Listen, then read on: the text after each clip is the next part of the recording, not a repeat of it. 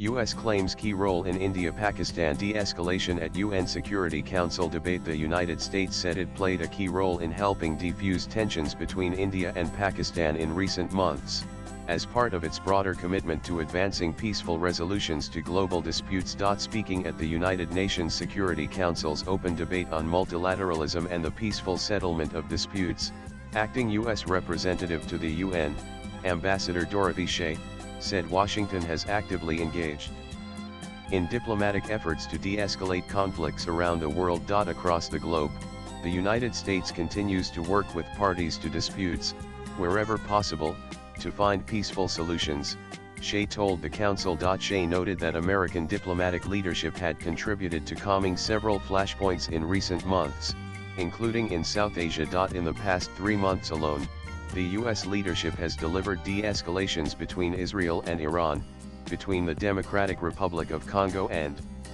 Rwanda, and between India and Pakistan, she said. She credited these developments to the role played by the U.S. under former President Donald Trump, saying his leadership encouraged parties to pursue diplomatic paths. The United States, under President Trump's leadership, played an important role in encouraging the parties to reach these resolutions, which we applaud and support, she said. The diplomat urged all UN member states involved in disputes or active conflicts to emulate these examples and commit to ceasing violence through dialogue. The meeting was convened under the presidency of Pakistan, which is currently a non-permanent member of the 15-Nation Council, for the month of July.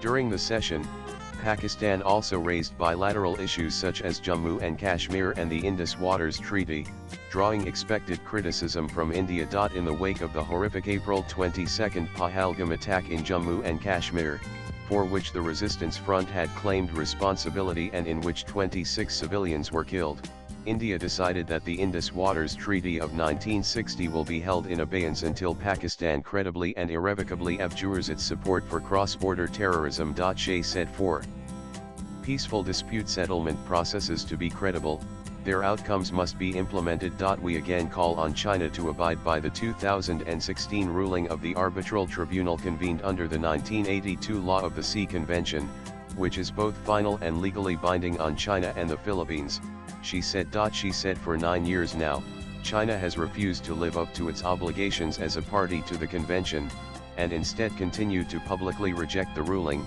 interfere with the exercise of high seas freedoms, and assert expansive and unlawful claims that infringe on the sovereign rights and jurisdictions of other South China Sea littoral states, including the Philippines, Brunei, Indonesia, Malaysia, and Vietnam. We once again condemn China's expansive and unlawful maritime claims in the South China Sea and the dangerous and destabilizing ways it attempts to enforce them, she said. Since May 10, Trump, as well as his administration, has repeated the claim several times on various occasions that the U.S. president helped settle the tensions between India and Pakistan, and that he told the nuclear-armed South Asian neighbors that America will do a lot of trade with them if they stop the conflict. India launched Operation Sindoor on May 7, targeting terrorist infrastructure in territories controlled by Pakistan in response to the Pahalgam terror attack.